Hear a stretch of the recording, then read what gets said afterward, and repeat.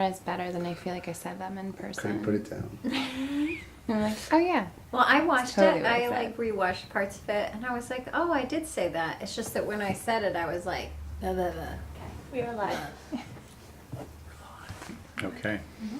Please stand for the Pledge of Allegiance. I pledge allegiance to the flag of the United States of America and to the republic for which it stands, one nation, under God, indivisible, with liberty and justice for all. God bless you. Bless you. God bless you. Excuse me. I'm sorry. It's okay. You warned us. Trustee Cheney? Here? Trustee Foster? Here. Mayor Newhart? Here. Trustee Flora? Here. Trustee McKnight? Here. Okay. As a form of introduction, I just want to say today is the first day of school in our community, and we're all very excited just to see all that activity, but also we all have to be very aware that there are kids everywhere, and especially in our parks, around the school grounds, and when it says 20 miles per hour, they mean it, and it should be 15. So, but really be aware, especially in the village where we're so close together, and things can happen in an instant. So that's I think the sentiment of our entire board. So we'll move on to the acceptance of minutes, August 19th, 2024. So moved. Second? All in favor? Aye. And a motion for authorization to pay all approved and audited claims in the amount of $260,339.78. So moved. Second. All in favor? Aye. We, under correspondence, we have a nice letter from village resident Tim and Amy Smith thanking the village's Department of Public Works. And I appreciate when we get letters like that because it's really, sometimes I think people, not that they're insensitive, but they don't understand the hard work that the men and women of our DPW and our staff here at Village Hall do, so. And then also we have an email from Nicole Anderson, who's the Director of Orange County Office of Community Development, increasing the Village of Warwick's fiscal year 2023 CDBG award for the South Street, 3rd Street to Lawrence Avenue ADA Sidewalk Improvement Project from $112,000 to $182,000. And that came to me as from Nicole to say, there's some projects that were not being done this year, and we do have a pot of money, and please apply for it, which I did immediately. So, Mayor, did you let them know that it was over? Is that how that? No, they knew that, yes. They knew that. They knew okay. that, yeah. That's They wonderful. awarded based on 180, and now we're up to what, 200? 201, 200 and, 848. yeah. Right. Yeah, And I think it demonstrates, the way that we manage our projects. Yeah. To the credit of the DPW staff and the mayor, and that community development knows that if we're gonna do something, we're gonna do it the way we said we're gonna do it. That's true. So we have a good track record with them of getting the projects done and done on schedule. So when things like this happen, we're in a position to be there, and they're in a position to say, yeah, we know you can do this. So kudos, Mayor. well, Yeah. Kudos. Thank you. I'm glad they thought of us. But again, I think I do, give the way we handle our projects a great deal of credit. They see that. And they've told me that when there is a ADA compliance project, sidewalk compliancy, they look at us as the leader. So that's a good thing. And I failed to mention it, but our village engineer who, engineering properties who are, are kind of our eyes and ears pretty much on the projects to work with the contractor to get them moving and get it done. Yes. And I mean, I second that because I have seen, I am on the CDBG committee now for the county and been to many communities, and some are prepared and some are not. So it's great to be as prepared as we are. Yeah, they want to put money where it's going to move. Yeah. they don't wanna have to explain to the feds that Why? why they didn't spend the money, why the money didn't get spent. So we'll move on to discussions. We have, the first point, topic is the 2024 New York Forward Revitalization Initiative Grant Application Preparation Services. And we have 3 different proposals and 3 different price points. So it's Millennium, Choice Words, and Barton and LaJudas. Should we start with how do you want to talk about it? I'm just looking, I thought we had a breakdown, a comparison, at least financial. I didn't see one. Maybe not, okay. Well, Millennium was 5,400, Choice Words was 12,000, and Barton and LaJudas was, what, 25, I believe?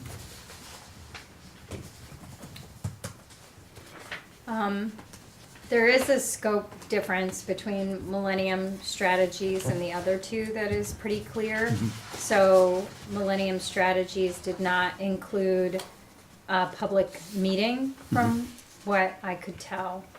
And whereas Choice Words and Barton and LaJudas did. And from my read, the scope of Barton and LaJudas and Choice Words appeared to otherwise be the same. From just kind of reading between the lines and the cost differential is, and this has not been confirmed, but I was assuming that Barton and LaJudas assumed that they were going to be doing some level of technical analysis, where I was, because they're an engineering firm. And I think if we were gonna move forward with them, we would need to ask and confirm that. But Choice Words being like a grant writing, public relations firm. public relations firm, that was the Yeah. word that I was looking for, I think that we would not be able to assume that, they would be doing technical analysis, so we would need to be getting support for cost estimating and things like that. And frankly, in looking at the New York Forward and DRI, I don't know if technical analysis is really what they're asking for early on, because they want a story, they want a vision, and that's, I've heard that time and time again, especially from the Mid-Hudson, what are they? Economic development people, they have said that, and we had a Zoom call with the Department of State, and that was what was said over and over. So I think that is a really important piece of it, and so I think that technological focus is probably not going to help us. Mayor, is it the same scope as the one we submitted in 2022? Yes, basically. So we have a completed application. They didn't move forward on that, Right. But would that help with some of the legwork for this new application? It would. It definitely would. Was that contemplated in the submitters with their quotes? I mean, they were told that we had that. They didn't really ask to see it. Or they actually may have been privy to it to some degree along the Can you way. please remind me how close were we in 2022? Did they give any indication? No, we had a problem because we tried to get an exit interview, and it did not happen because there was a change in leadership. Just flagging one scope difference between Choice Words and Barton and LaJudas is Barton and LaJudas included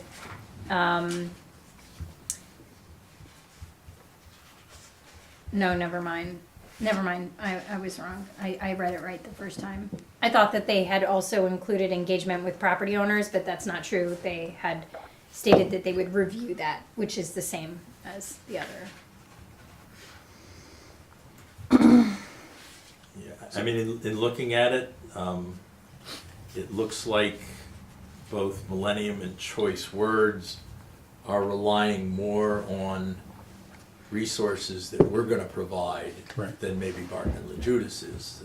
It just seems to be a differential, because Millennium states coordination with project administrators, department heads, staff, and other professionals as necessary, which means they think we've got a big team that they're gonna rely on for information.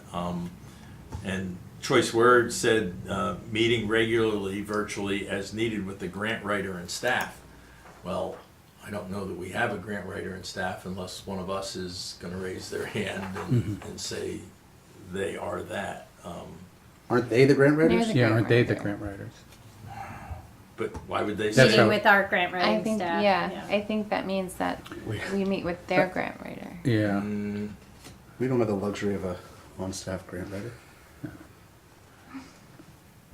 Oh, we have 5 sitting right here. Yeah, exactly. I think we've all had our share of, Well played. How much in the previous one, or how was the cost component developed in the previous one? I believe it was done through different, either engineers or architects, you know, reaching out to them and saying, this is the project that we're envisioning, how much would it cost?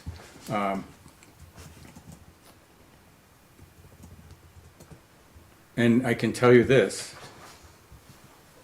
the projects may sound lovely and may get you the grant, but then they bring in a planner, not your planner, not, you know, and say, okay, now let's start. And they really throw everything up in the air and they start all over again. And then one of the things that Choice Words stated specifically that was a village responsibility was to provide all relevant background information, maps, census data, demographic information, etc., to Choice Words in a timely manner. I guess I would expect the consultant at least to be able to access publicly available information. I would So think I don't that know why they're most- putting it on the village to Right. do that. I would Right. think that they would have people, unless it's just a packaging service that they're providing. Right. Mayor, will you give us like a summary of the conversations that you had with each of the entities? Mhm. Because you've spoken with all 3, right? Yes. So in speaking with Barton and LaJudas, it was a great conversation. And it was with a planner and a landscape architect. And they had had some success with some communities further upstate. And I basically explained what we were looking at, what we were imagining. You know, all of these proposals were not only sent to us, but to the Village of Florida, because we framed it to say, we are applying separately, but we really have stake in each other's winning, and that we really want each other to, you know, be supportive. So that had resonance. They were not filing an application together separately, but with the same drive and spirit, let's say. So it was a great conversation. I was surprised, and so was Dan, because Dan was part of it as well.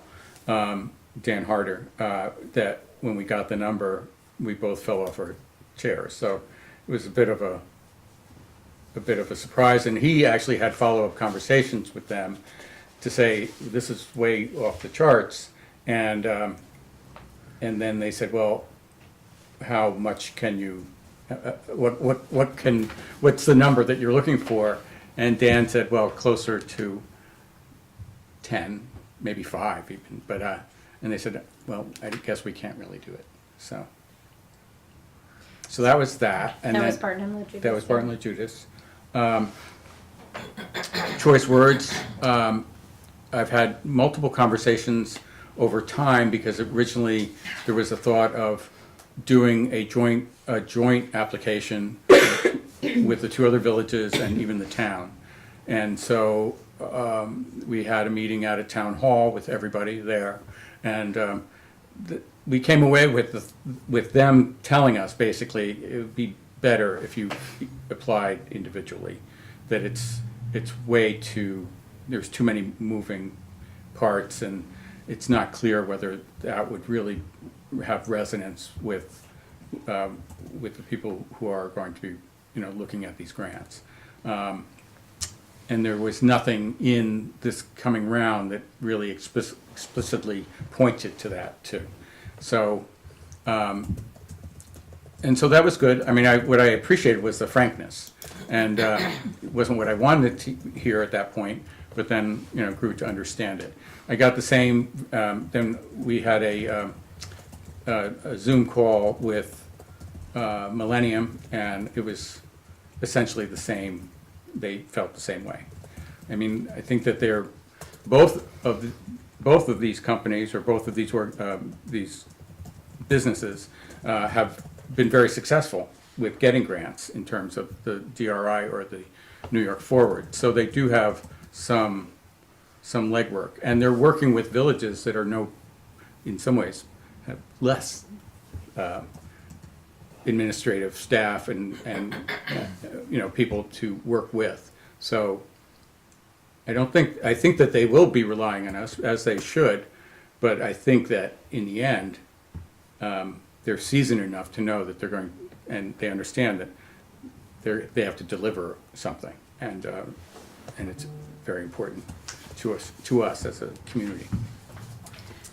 So I don't know if that gives you any insight, but In terms of the backgrounds and the past history of success of those first 2 firms, Millennium Strategies had cited for where they had been successful for New York Forward, although it doesn't say what the years are. And then Choice Words had cited that they had helped the village of Cornwall in 2023 receive a New York Forward grant, and then they included several other municipal awards. right. Did either of them, when you were speaking with them, talk about their past experience? Like, did you and the staff that would be working on this? Well, I've spoken to the mayor of Highland Falls, and Okay. and also to the committee members from the town of Montgomery. Okay, both And they both. Millennium Strategies Yeah. Alliance, Yeah. yeah. Now, New York Forward has only been around for like 3 3 years. years, right, yeah. I believe Highland Falls and Montgomery were just announced last fall, That's correct, yeah. Oh, okay. so that's very recent. And so what did they have to say about Millennium Strategies? They said it was great working with them, and they mentioned certain people that are part of, that we should work with, that they felt were more responsive. So that was good. It was an insight. What about Choice Words? Did you speak with the village of Cornwall? I thought I remembered that you had spoken with one of their. I think you spoke? Did you speak to someone at the picnic? Briefly? Or no? It's something else. Town. No.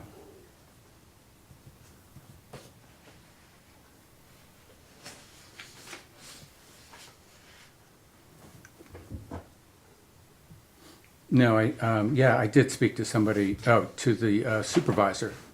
But because it's actually the village and town together, and they were just starting their, the process of, with the state. And he didn't have anything negative to say about choice words either.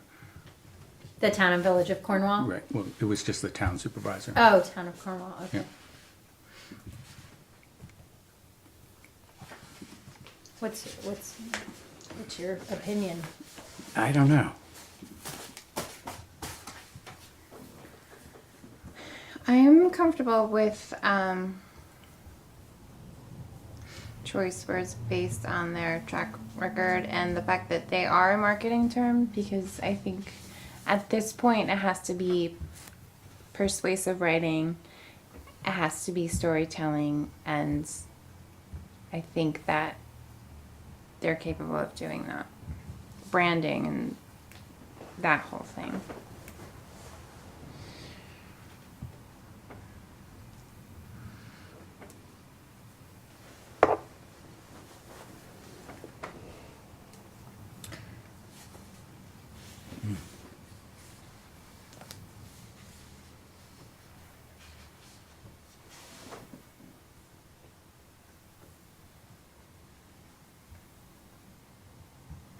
So Choice Words, I think, is a smaller business, a smaller group, and I think Millennium is much bigger and has, clients from quite an area. It's interesting because the scope of Millennium Strategies, so Millennium Strategies is about half the cost, but they are also not including some of the key scope items here. So for example, Choice Words included assisting in the creation of a presentation about the proposal and attending the presentation if this is requested by the state. So that would, I'm assuming, be an add-on for Millennium Strategies. Which would also be an add-on for choice words. No, it's in here for Choice Words. J and K, items J and K.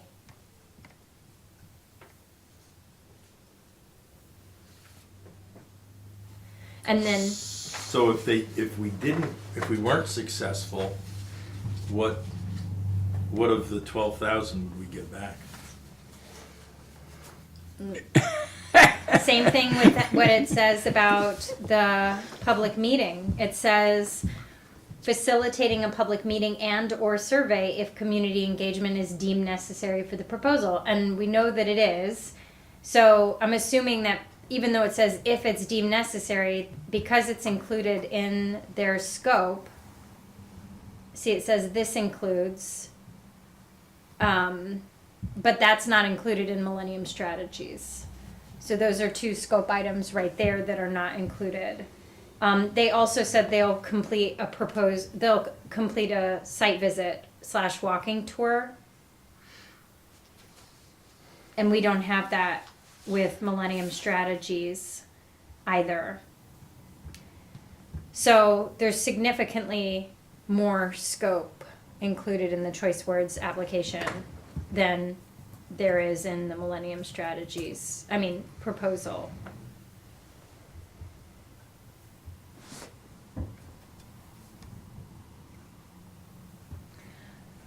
Just a minor thing too, just because I'm the graphic designer in the bunch. I really like the way that their proposal is organized and laid out. And if that is any telling on how they're going to make any presentation on our behalf, that is attractive to me.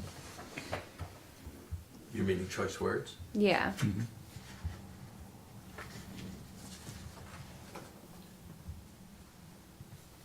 That's interesting because I saw it as less professional. But it's easier to get the information, right? Yeah, and neither of them did a great job of explaining how many conference calls or virtual meetings they would be having with various project stakeholders. Like Millennium Strategy said, conference calls and or virtual meetings with various project stakeholders. Is a public meeting project stakeholders, But that's only virtual.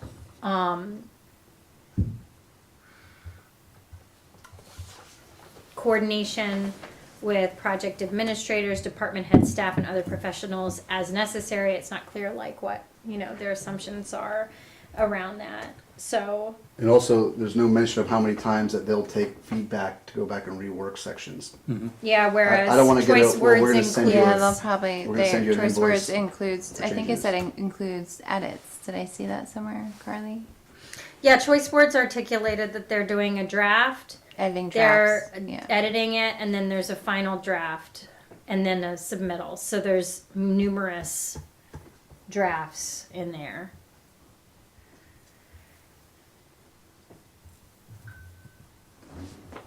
My only hesitation, I think, with choice words, you mentioned that it's a smaller outfit, but you did speak with Cornwall, like, so we know that they did a good job.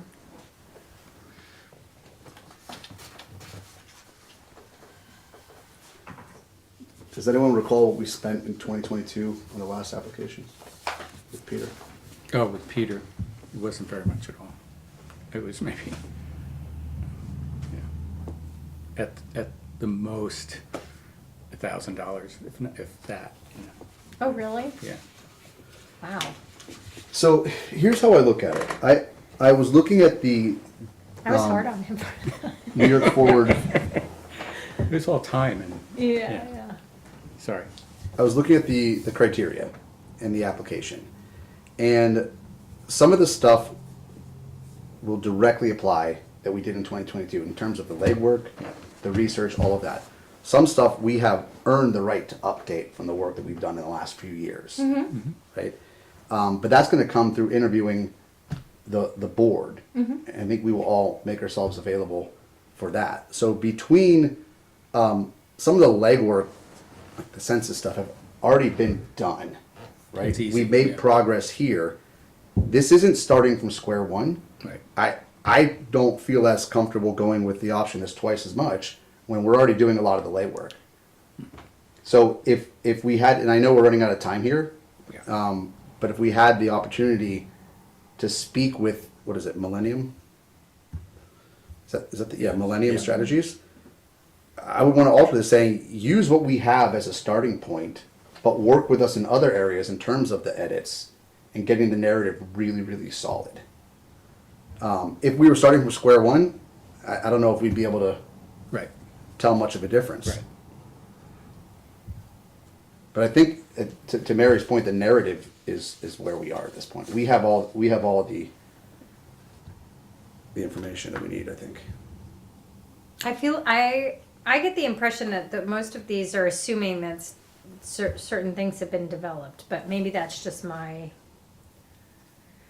research and data collection. Yeah, maybe Millennium Strategies is not assuming that there's been a lot that's already been done. I guess I'm just wondering, do we want or need support? I mean, would we see benefit of them taking, doing a site visit and learning about the area a little bit more, or That's supporting mandatory. a community meeting? Yeah. I feel that that's mandatory. I mean, I think. They what- would be increasing their price probably Yeah, then, probably. in order to do that. I don't know. I think someone who's very capable at writing can understand a passionate narrative and put that into words without necessarily being here. And it's not that we're not doing community engagement. We've done a lot of community engagement, and we've memorialized that Right. in numerous plans. But I think we have to revisit that for this specifically. Yeah. I don't think we can rest on our laurels. And I think that what would be probably good for us to do is to create a task force for just this short period of time, of stakeholders that would be engaged in this. So I think that would be really important. Well, and then we have what we did at we have to have a web page on the website. We have what we did at the farmer's market and the engagement that we did that we could dust off and revisit and do it again. But it would be nice just, Comp plan. yeah, but it would be nice to have somebody that's there in lockstep with us working through it. It seems like Millennium Strategies is a lot more hands off and like in prior years, so maybe that would be like, You know, Okay. that's a good observation, because that was the sense that I got between the two. that they're more hands-off and Choice Words is more hands-on. I mean, just knowing what things have been like lately, like having someone more hands-on that's gonna be able to run with, at least for me, you know, would be, If you had Millennium here today and you asked them, will you be hands-on, do you think they're gonna say no? for $5,400 and they're like a big company.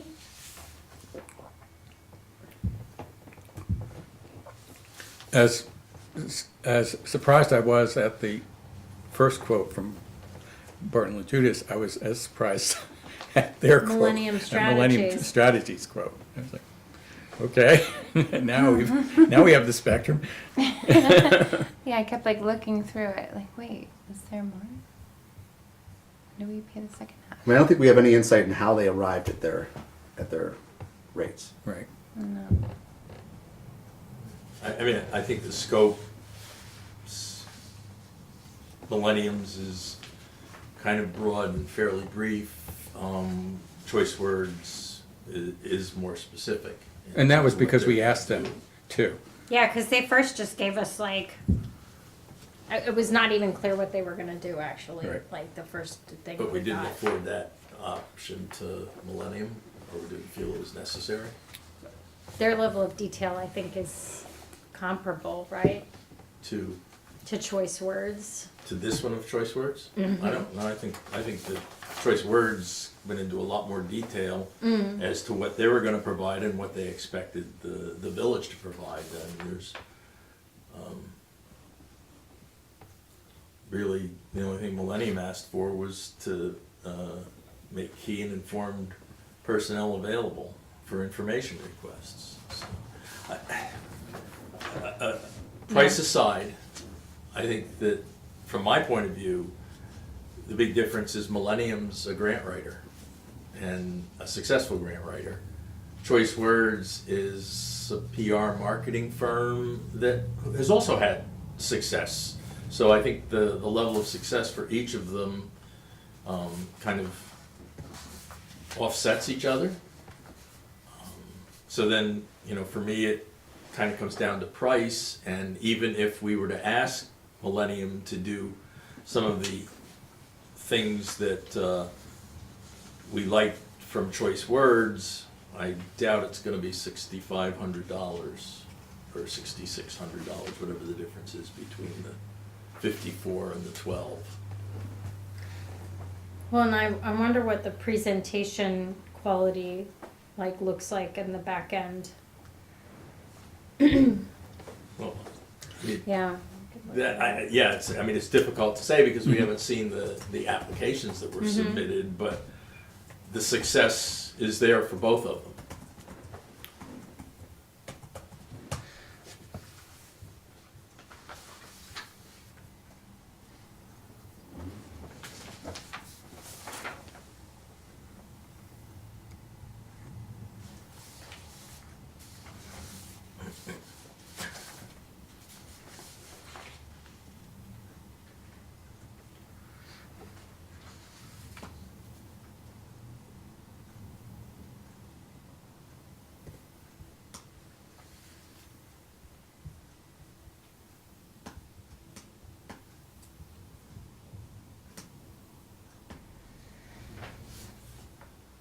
It looks like Cornwall had a lot of letters of support, which I know we would do.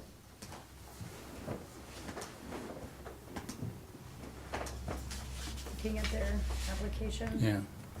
it looks Yeah. really basic. Pat Ryan lives there, so does James Skoufis.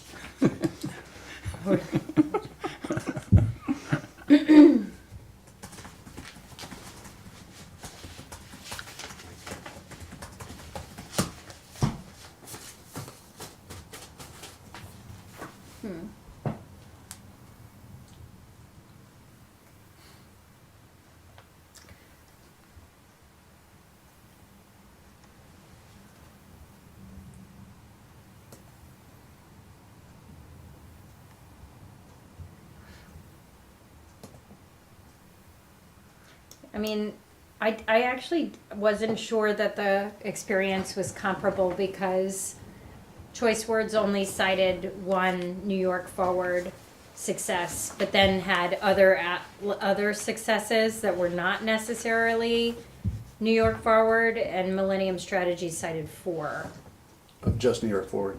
of just Completely- New I York completely agree. Forward. Yeah. I think it would be maybe worth taking the gamble with Millennium,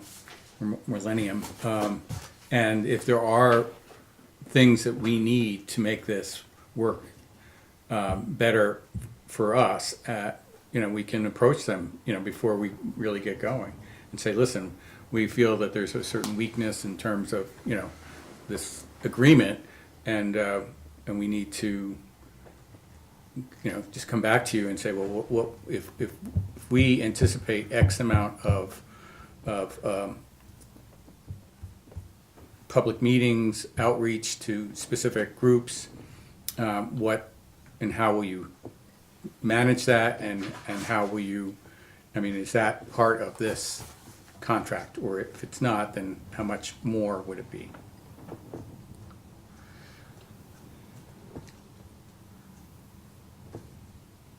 I agree, and I think, since we have a motion,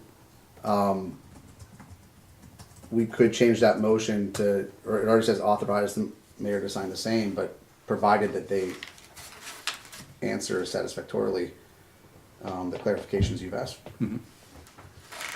But so what are the asks? Clarity around who they will meet with, if they'll help with some public engagement, even if we do some of the legwork there, which we always do anyway. Right. What sort of back and forth, review process they're accustomed to that they will support. I think that's important. And trying to think if there's anything else that is a glaring hole there. Well, I guess the post-submittal presentation, preparing that wasn't, I don't believe that was listed at all by Millennium. But that's just, shouldn't a written document stand on its own? Because that's how it's going to be received. That's not the process. That's not the process, Yeah, yeah. you may have to do a presentation in front of the gatekeepers, and You will. If they're interested in your community, then they'll call upon you to give a presentation. I'm pretty sure we could all rock And, that. and just saying. potentially a video. But again, they've been through it successfully for clients. So, I think it's important to at least take their lead on getting the direction we need. And, a presentation of that magnitude, when we've gotten, we're that close. We want to get it over It's the not finish for sure. line. So I don't think that's a point where we can start to skimp and try and do it on our own, or with very little guidance and assistance. So what are the asks then of Millennium? It's post submission presentation. It comes to that. Clarity around the collaborative review process and incorporating changes. And supporting public engagement. Well, we'd have to be clear about that. So supporting public engagement as far as what, being present at any meeting we have? How Not much any time do we have meeting. between now and October to have public engagement sessions? At least one good one. we still need to reschedule the merchants and restaurant Right. listening sessions. Right. So And that could be part of this. That would be part of it. Yeah. And the farmer's market goes until November. I'm sure they Yeah. would have us So there. we can 'cause do I that. think they lose some. They don't need summer to do that. They don't seasons. need to do the merchant listening sessions. Which we can do that. But I think for the motion we have tonight, we can go ahead with that as is, and then the mayor can negotiate and come back to us with any changes in scope and cost. And we Yeah, just, okay. and we just amend. Okay. I think that sounds good. Sounds good. Yeah, I like that. I was able to pull up, if anybody wants to look at the differences, I was able to pull up the town of Cornwall and Village of Cornwall application, as well as, Highland Falls. I couldn't find Highland Falls, but I did pull up City of Long Beach from 2022, which is Millennium, and Town of Brookhaven, which was 2023. So I got them both. The one that looks the best out of the three of them is the 2023 Town of Brookhaven, and that's just visually. It's not. I mean, it's super easy. It's just a Word document. They're pretty consistent in terms of they're not very flashy documents. Right, right. But I can send these if somebody wanted to look at the.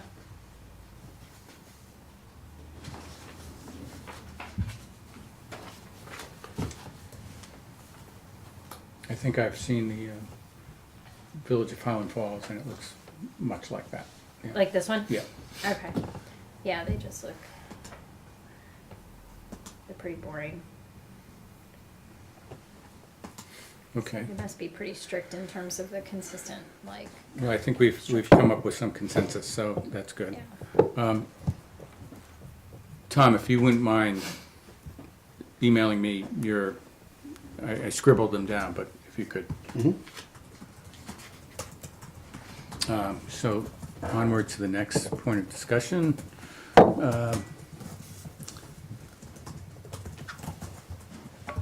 And I'm going to hand it over to you, Barry, Okay. because this is your baby.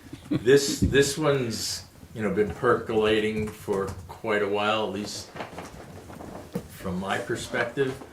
And that is that currently our code during the winter requires that all vehicles be off the streets and highways between November 1st and April 1st, between 2 a.m. and 6 a.m.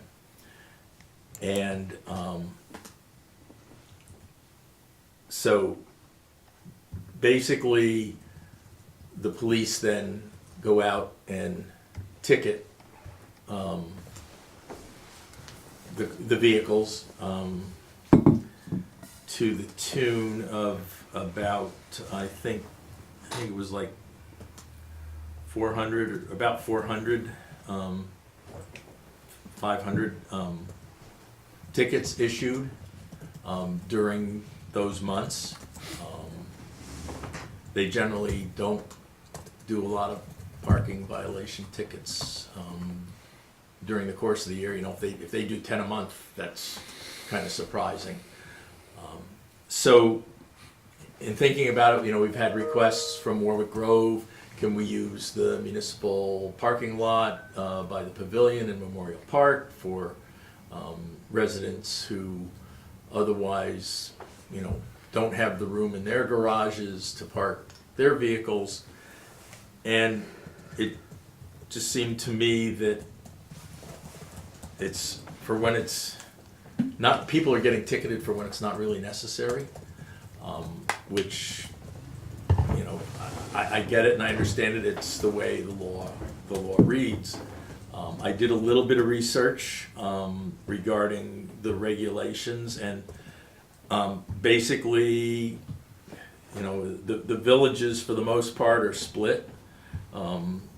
That I looked at, some of them who are make it illegal, as we do, and others who overnight parking's banned during a snow event. And there are different ways that they determine, 2 inches of snow as measured at Village Hall or at the DPW barn. Some just say declared snow emergency. So there are those as well. There are probably a few more of those, like Port Jervis and Middletown, who are a little larger than most of the villages. They have it only during a snow event. So I just wanted to bring it up to the board. There is one interesting case that recently changed, and that's the Village of Goshen. And they have a permit system. You have to apply for and receive a permit that allows you to park on the street overnight. And, but they also have a fairly involved system of notifying, they have to get, I don't remember whether it's cell phone numbers or whether it's email addresses, it could be maybe either, that would allow them to contact and notify those permit holders that there's a snow emergency, you gotta get your vehicle off the street. But with that comes some expenses relative to issuing the permit, staff time, that whole thing.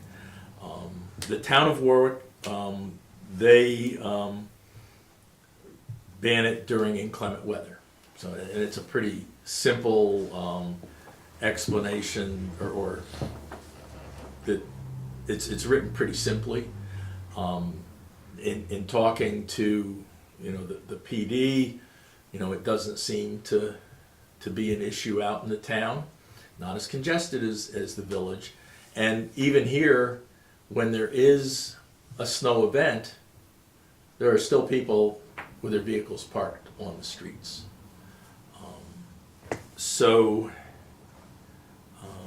I guess that's pretty much what I had to kind of offer about it. One of the other things that it does by not having it a ban for the entire period is that, between that 2 a.m. and 6 a.m. time period, where police are otherwise writing these 400 tickets over 4 or 5 months, they're able to do other things, patrol more. I would imagine the patrolling that happens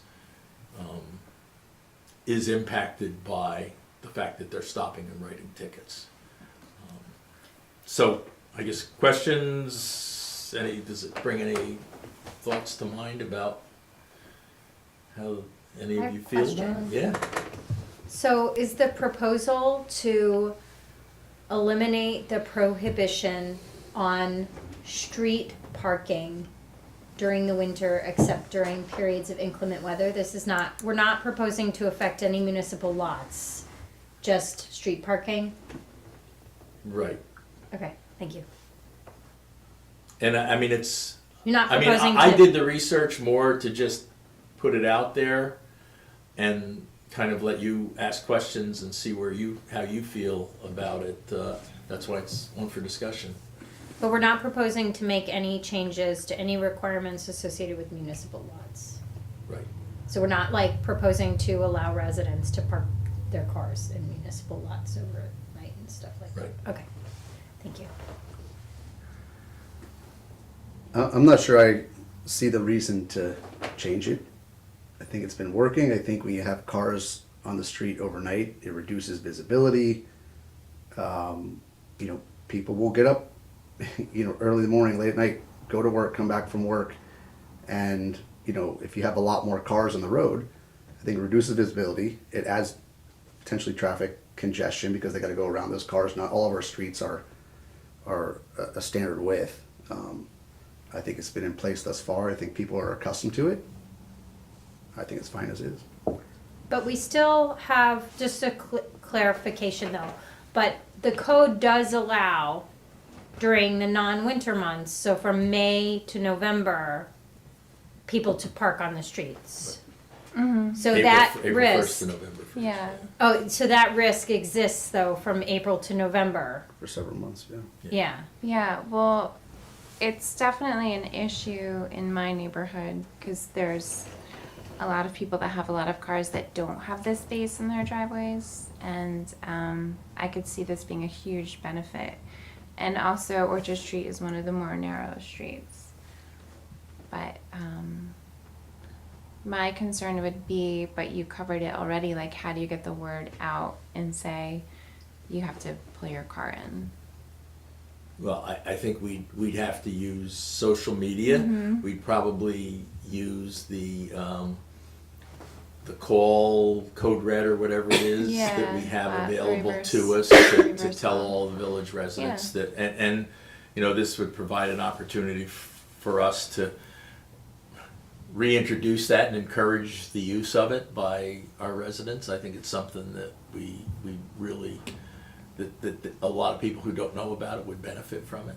Yeah, and this might be a stretch, but I feel like during the winter months, this might be a stretch, but if you are out and you know that you have to move your car, you might be more likely to get in your car and move it. Whereas if you can just leave it, you might be more likely to just leave it and get a ride home. That might be a stretch, but I can see that being a benefit as well.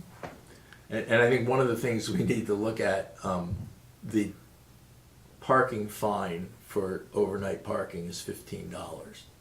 If we abandon the restriction on overnight parking and it's only when there's a snow emergency, then I think that needs to be increased significantly, maybe between $50 and $100, something like that, because it is definitely impacting. So like somebody now who parks on the street when there is an actual snow emergency and we're out there plowing, it's a $15 fine.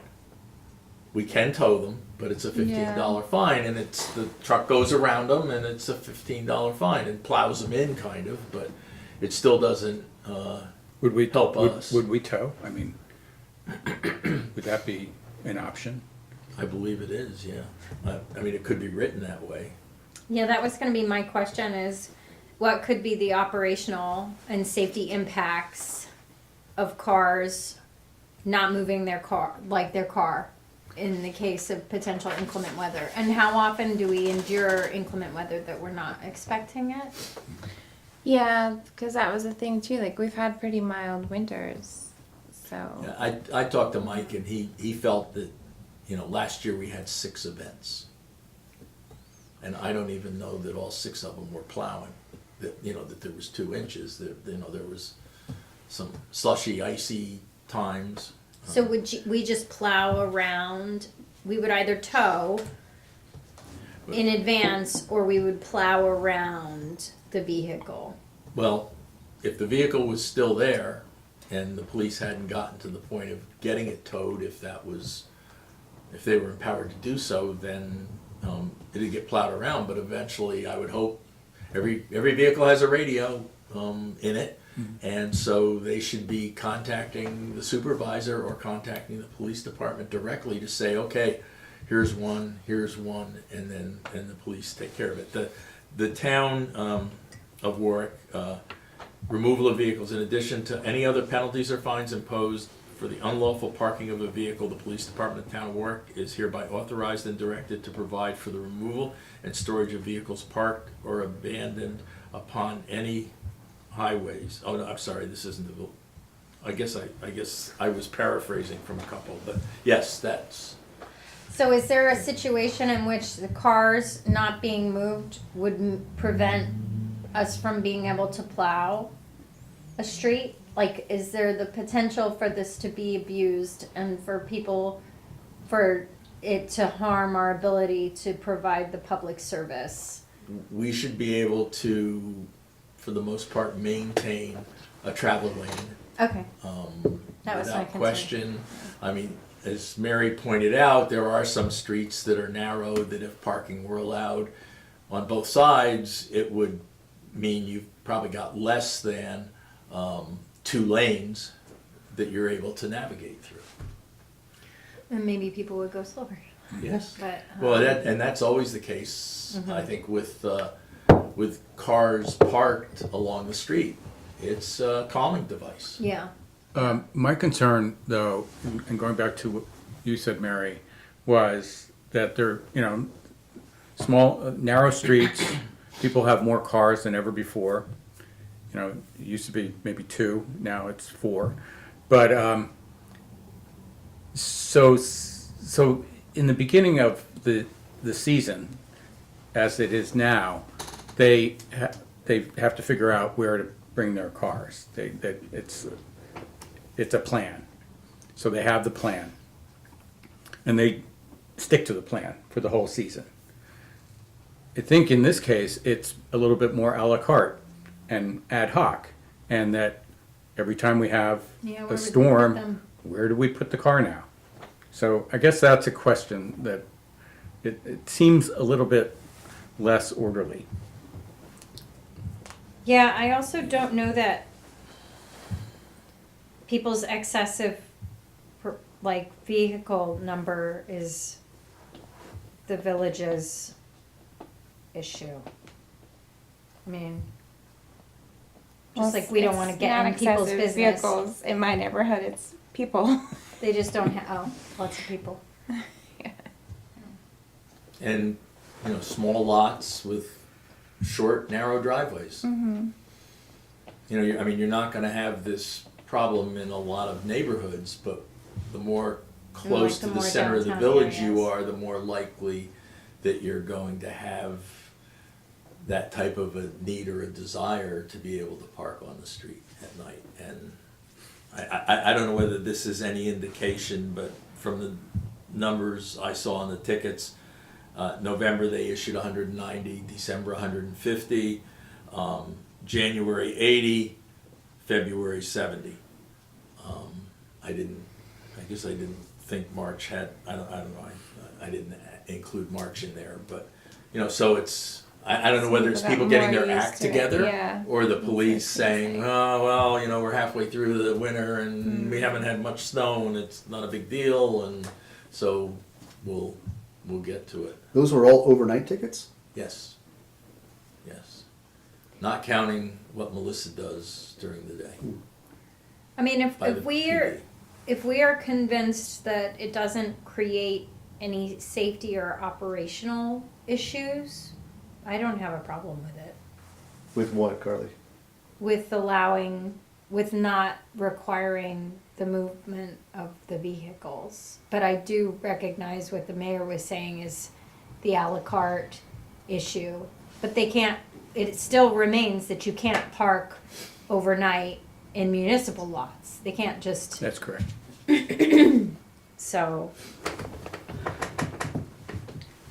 Well, you could in the 12-hour lots, right? You can, yeah, but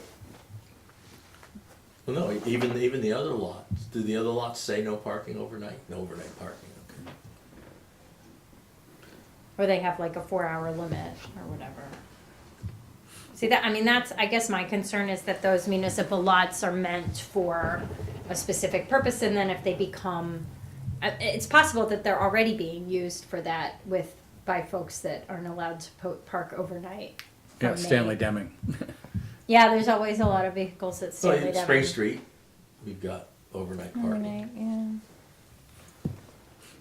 I think my observation, what happens in my neighborhood isn't necessarily excessive cars and parking or extra cars on the street. It's families that have multiple grown kids and members and say like, okay, this person's coming in after this person, but I have to leave early in the morning, so then you just park on the street. It's that kind of thing. Because all winter it's like, late at night you got headlights in your window, this person's backing up, this person's pulling in. I think that's really what it is.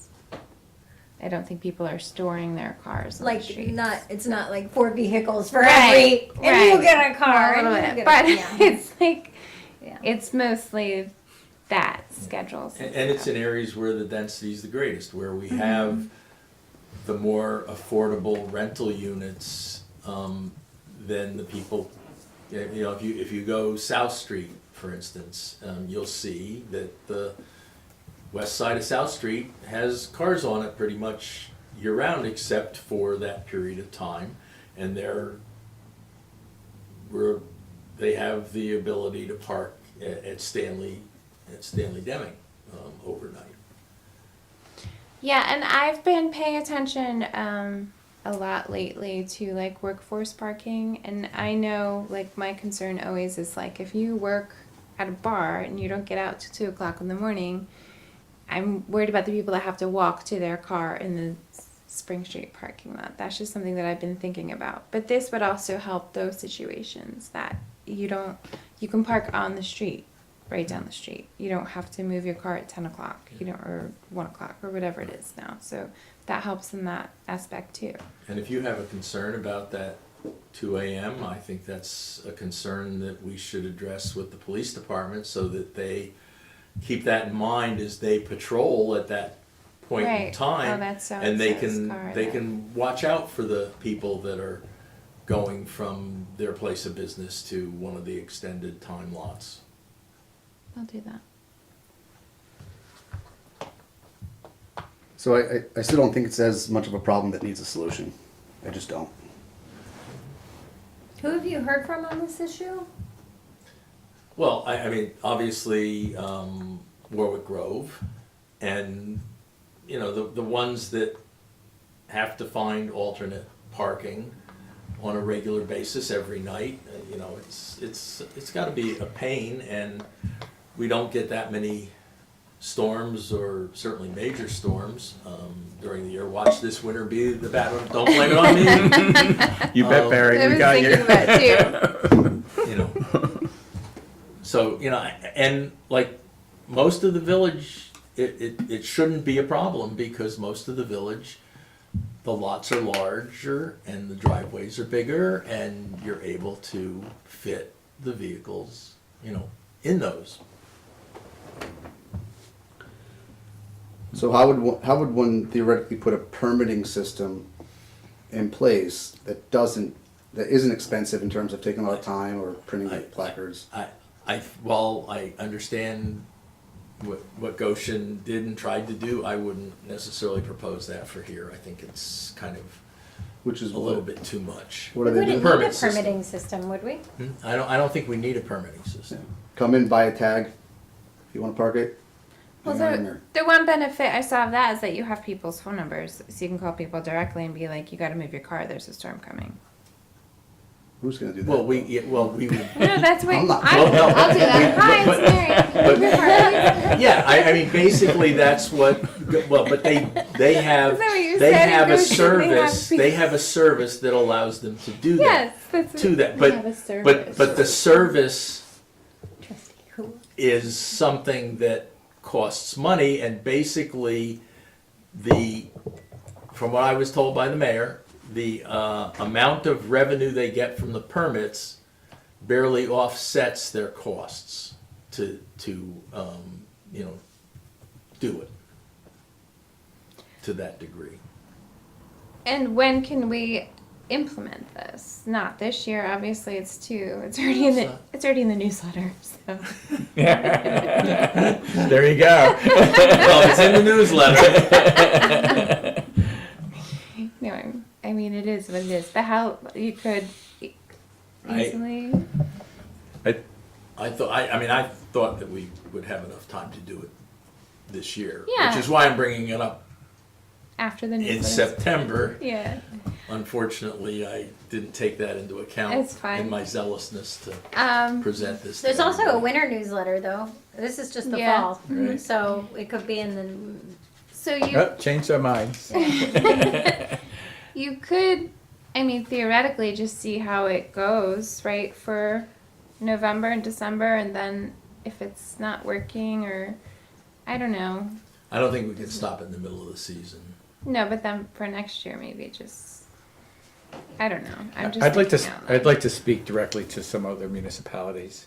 I think that would help me in terms of how we move forward. Just, I want to hear, you know, what the positives, what the drawbacks are, you know, and for both, you know, so. You have a pretty comprehensive list of who you've Yeah. reached out to. If you could share that with the board members, that would be really great. Sure. I think that would be good. Well, I haven't reached out. I've reviewed their codes. Okay, That's. well then now we'll reach out. yeah, thanks for doing the I did. legwork on I that. did. Yeah, I mean, it's a I did lot. speak to the mayor of Goshen about it. Right, right. But that's a very specific situation, it seems. Yeah. Yeah, that's really interesting. And different. And I think we have to look at villages like ours, you know, with density, and narrow streets, and things of that nature, so. I'd be curious, out of the 2,600 dwellings, how many dwellings actually would require this? As opposed to someone who might have room, but they just park in front. regardless. So it's funny that this has been coming up because one of the things that I've been noodling around is the idea of having a car master plan for the village. So there have been places that have done this and where you do things like that. You figure out, okay, like, how many vehicles are there? What is the infrastructure that is required for these? Like, how much landscape are we actually using for this? Like, how are we thinking about how our use of vehicles within this urban environment is potentially going to shift over time? And maybe that's something that we can begin to touch base on in the Transportation Safety Action Plan, because the needs of the urban core are different than the periphery. Yeah, I mean, my thought is if it's 1-2% of the dwellings, that's better to know than if it was 20-30%, which I really don't think it is. So again, my position here, in favor of we keep it as is. If we had to make an exception for some of these that just don't have another option, how much do those mirror hanging tags cost? And we have an application and it's on them to move it. If they don't move it, they're getting the ticket like they otherwise would have anyways. But isn't there permit parking in the village already? Yes. There's private permit parking, so that's In the lots. Right, in the Chase Chase lot. lot. and also And the First Street. First Street. So that does seem like a resolution that is available to them. And people do purchase it just for the winter months. Mm-hmm. And they're coordinated to be in a certain part of the parking lot, correct? Yes. So that they're not blocking the plows. Yeah. So to me, it sounds like there's a solution already there. I mean, there are existing solutions. We don't know whether or not the need is greater than the available solutions, but I do agree. Okay, well, I think that this was a pretty good beginning of a discussion. Oh, we didn't even get to public comment yet. What's that? I forgot. I didn't realize how far up we are. Oh, okay. But if you could share those communities with us, that would be great. And we'll put it back up on discussions for next meeting. Okay, we're on to motions. Trustee Cheney. We're gonna skip public comment. Well, unless you want to Recognize that there's no one here to make There is no public one comment. here to make public comment this evening. Okay, motion to grant permission to Village of Warwick DPW Supervisor Mike Moser to carry over 3 vacation days. Second. All in favor? Aye. Motion to acknowledge receipt of the request from Elite Strategies for an outside sewer agreement for certain real property located at 10 Clinton Avenue Extension, Section 52, Block 1, Lots 9 and 10.2, Warwick, New York, to set an escrow at $3,000 and refer the request to the village attorney and the village's engineering consultant for review and comment. Second. Discussion. A couple things here. This is at the end of an existing village street. The property is in the town, which is why they'd be an outside user.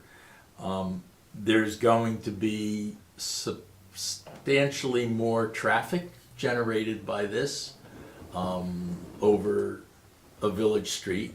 And there are also streetlights on that street that basically, unless they were a tax-paying property in the village, they're getting for free. They're getting the benefit of it for free. There are additional costs for their water and their sewer to kind of offset the fact that they're not village residents. And then that's primarily involved with the property, the land tax that is assessed to village residents, so it's kind of to balance that off.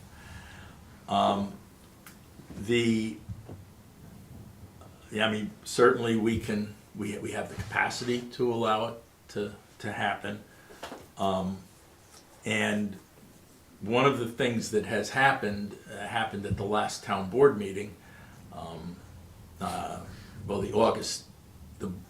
town board meeting in early August, and that was there was a paper street that went from where the village street ends at the village line through to the property that is 9 acres approximately that sits off of Oakland Avenue 94 next to Double S. That's in the village. So in past applications and discussions with developers for that parcel, one of the concerns was that, okay, you can get in there, but if that entrance was blocked, how do we get emergency vehicles in? And that Clinton Avenue extension was one of the possibilities. There are also 2 properties that by the town's action of giving the papers, basically, taking away their claim to the street, to the paper street, that would no longer have access to the village street because they were cut off. And the village street, I guess, kind of morphed over time. And so it just kind of lays out a whole bunch of issues that we might need to consider. And in any event, it looks like we have already extended the sewer line to a manhole that is in that paper street. So we would then have to get an easement from the property owner to do that. So, I mean, certainly all this stuff gets, ironed out in the course of the review of the application. The application will not be able to be reviewed by our village engineer. We will have to get another engineering firm because Engineering Properties is the engineer for the applicant to the town planning board. Oh, really? Yes. What is the This current? happens a little bit too often. Well, I mean, this is new. Yeah. And I don't know, to my knowledge, there's been no communication from the town planning board Or to or the us. town Yeah. regarding this application. So we need to address that as well. So there are 4 town addresses on Clinton Ave extension. One of them being the property in question. Does anyone know if the other 3 properties are on village services? Yes. Lot 24 is a house, and they have They're both half sewer village. and water. Yeah, that Which is- appears to be which is- half village, half town, that lot, actually. It's a town lot, 24. Okay. Is a lot in the town. It's on the east side of Clinton Avenue Extension in the town. And to my knowledge, that's the only one that's occupied other than the property in question, Right. which has a building on it. There's a 4.4 acre that's not occupied through a floodway there. Property 10.2. This is property, 9? Is that what we're looking at? Hang on. 9 and Lot- 10 point, 10.2. Oh, okay. So, 10, right? 10.2, I think it is. oh, so they have both those. Okay. So then we're just talking about 24 and then 8, which is behind Corin's, and I think that's part of theirs. Okay. No, 8 is not part of theirs. It's it's under separate ownership. Oh, is that right? Okay. Yeah. But that has some frontage there, 56 feet. So then there's And really that's the only way they can access that property, those properties, is through this. Through that, which is why the plans that they prepared and submitted to the town show that their intent is to grant an easement that would allow those properties to connect to, I guess, the driveway that they're going to eventually maintain. Do you know what is the current use of the property? Do we know that? It was a plumbing supply and, So it's always been Operations. commercial? yeah. And they want to turn it into, they want to continue commercial use, which would probably be more frequently traveled, right? Much more frequently. I believe it traveled. at daycare.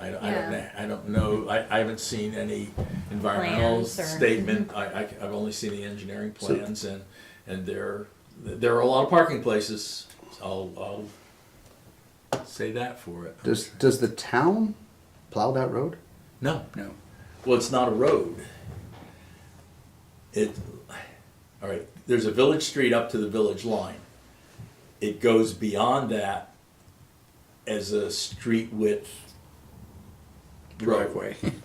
And so I haven't inquired, I don't know who on the village crew might have been around when the sewer was extended, and we also extended the roadway past the village line, but I believe that to some degree we're maintaining the roadway in the village during winter operations and also So- maintaining pavement. So we have water and sewer under there that extends over to that 10-acre property that's Well, vacant behind it. It's in Should I pull up Municity? the paper street Right. Why do you call it the paper street? because it's not a real street.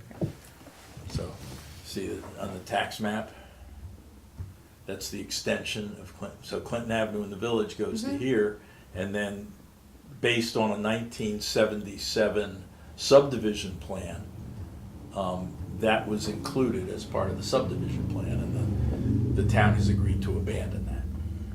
Even though there are properties that run along it. So it's considered like a long shared driveway? That's exactly, I think, the Yeah. best description. Yeah. Yeah. With easements for these other property owners, Anticipated easements. anticipated easements.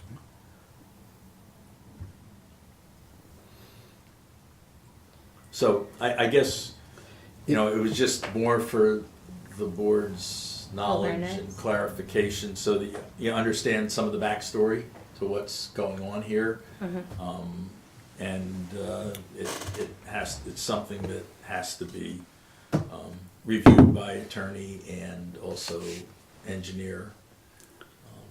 And it's gonna, come down to us to making a decision as to whether to allow them to connect. But one of the other properties already is connected. Right. That's not in the village, that's in the town. Right. Do we know when that took place? The house was probably built in the 80s or 90s, I want to say, so somewhere around that time.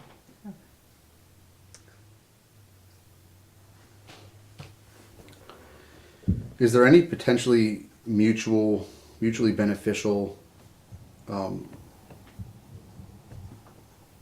way to annex some of this? Because it's village, town, village, real road, weird paper map. road, and it's like a would it? triangle. And I know we have this kind of annexation agreement with the town, and there's some cost involved. But it seems like if there's village property on both sides, and we already have services there, we're already partially maintaining the road.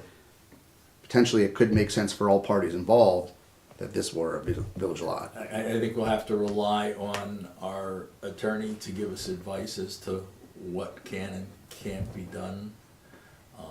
Usually, the way annexations go is the property owners request They and apply request for it. right? So there might be some question as to whether that has to take place, that we really can't force it.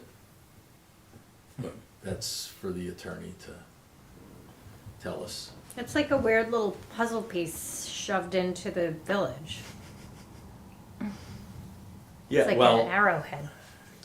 One of my great concerns is that we were never notified.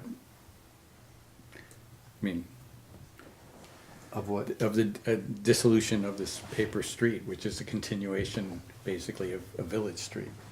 So why didn't the town board or the engineer give us at least the heads up that this was happening. Anyway. Okay.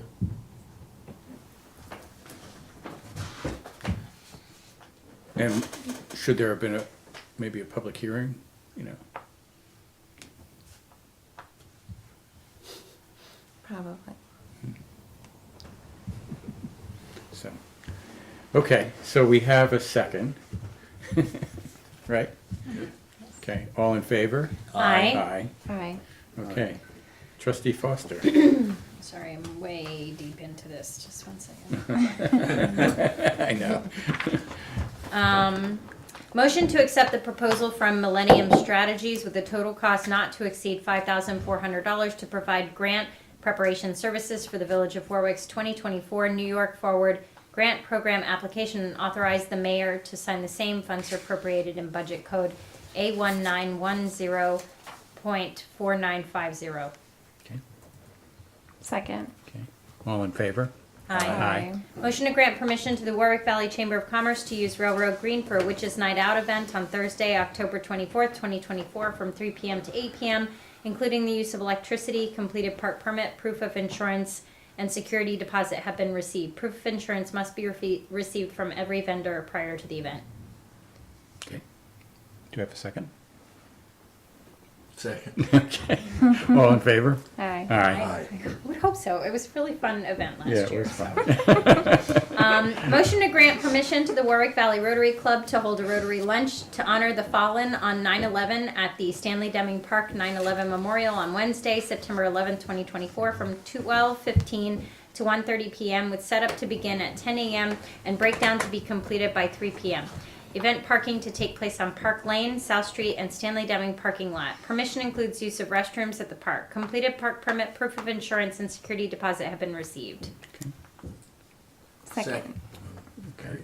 Mary can have that. Just, I guess a little bit of discussion. So I was unclear as to what this was supposed to be when I initially read the motion, and then as I kind of delved into it, it appears that this is their regular weekly meeting and this is the Wednesday they've decided to hold it at the 9/11 Memorial in Stanley Deming Park. So, I mean, that's great. At first I thought it was an open lunch that anybody could come to, which, I mean, the Rotary is that way. Yeah. You can come, you know, I guess as a guest.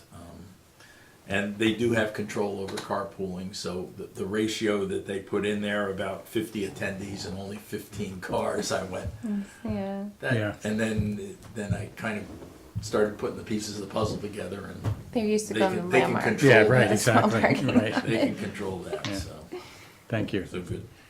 I'm glad you did that little bit of homework. That was good. So we have a second. All in favor?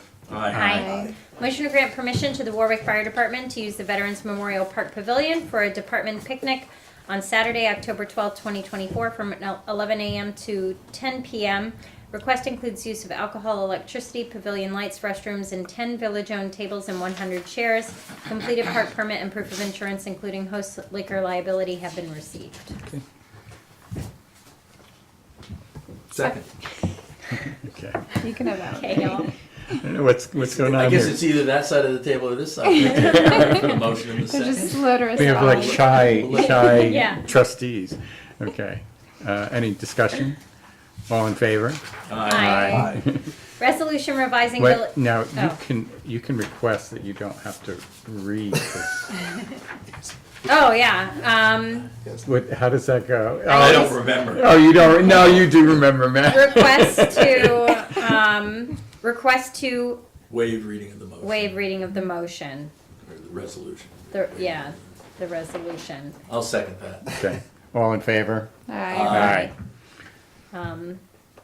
So resolution revising Village Employee Handbook Sections 2.1 full-time employees, 2.2 part-time employees, 4.1 hours of work, 7.2 vacation leave, 7.3 sick leave, and 7.4 personal leave. Second. Just one point of discussion, and Okay. that has to do with section 7.4, which is number 8 for personal leave. the collective bargaining agreement with the union states this to be 5 days, and they include the birthday and the anniversary of hire as 2 of those 5 days, and those 2 days aren't in the holiday list. So, I mean, it's no different, except that also in the collective bargaining agreement, that any employee, DPW employee that was hired after 2012, they only get 3 days of what is otherwise those 5 for personal days until they've been with us for 5 years, and then they get the other 2 added. So I just wanted to point out that difference, and Thank you. that doesn't, nothing we have to do about it tonight, but I know we've tried to be consistent between the collective bargaining agreement and the employee handbook for the non-DPW staff. Any Okay, other great. comments? Yeah. Okay, we have a second. All in favor? Oh, wait, Oh. roll call. Roll call, I'm so sorry. Yeah, I Mr. just saw that. Yes, I had one thing. Oh, for I'm Barry, sorry. If I could first.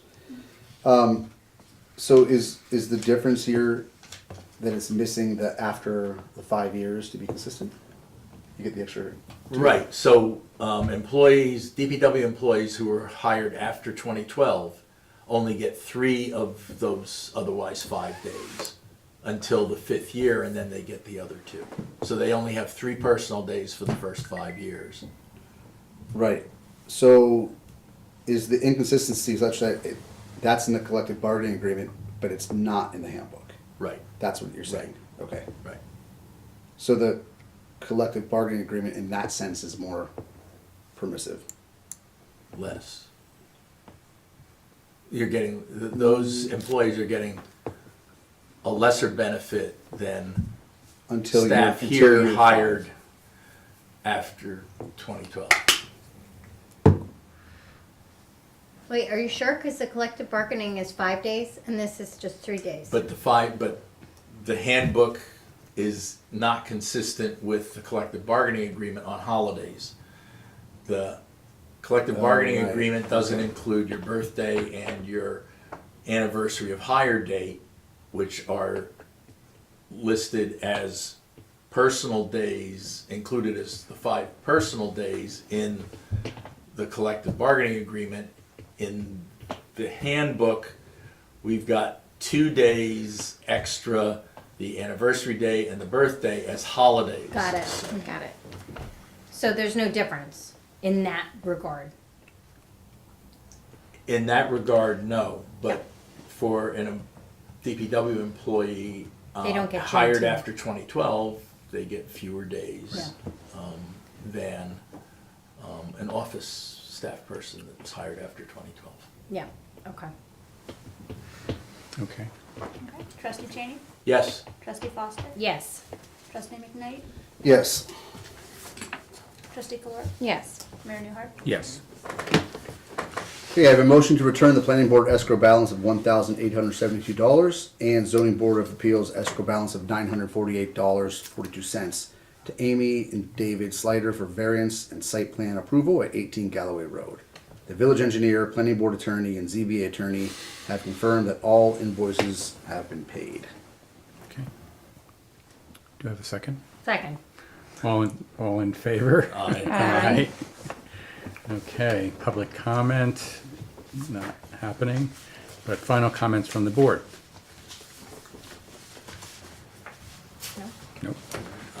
I mean, just, we're running out of time relative to the lead service line inventory, so if any of you, our water customers out there, have not taken it upon themselves to get the information and submit it, I'd just remind you that you received a postcard.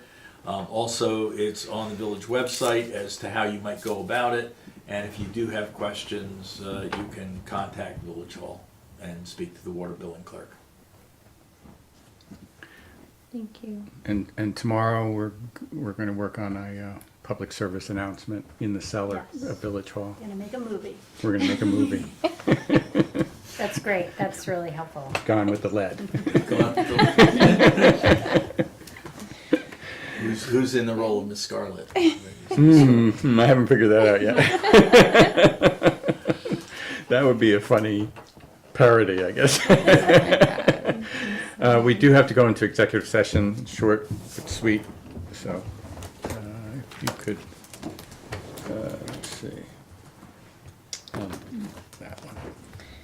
Make a motion to go into executive session to discuss the proposed acquisition, sale, or lease of real property, or the proposed acquisition of securities, or sale or exchange of securities held by such public body, but only when publicity would substantially affect the value thereof.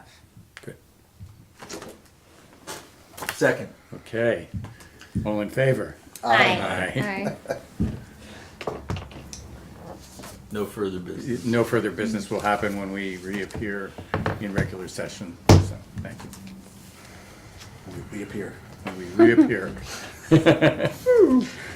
Carly, can I have that, please? Yes.